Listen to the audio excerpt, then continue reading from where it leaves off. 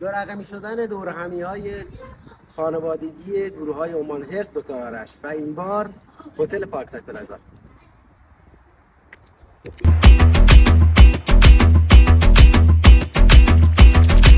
دور هم بودن چه حالی داره، دوتا چشمات عجب جادویی داره، دلم امشب حال خوبی رو داره، مگه دنیا بهتر از ما آخه داره.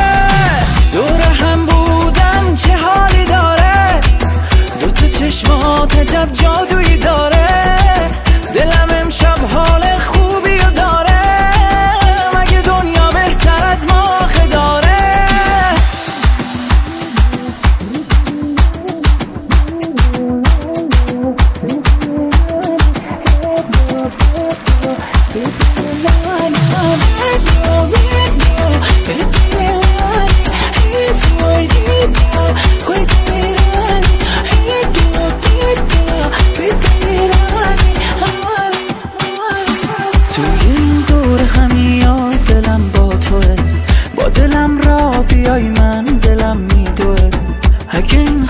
نذاری که بیدار بشم، کم کم ممکن از عشق تو بیمار بشم، تو به خاک حاضرم حتی واسه تو یار بشم. امشب شب مهتابه، چشا بی خوابه، چون یکی مثل تو کنارمه.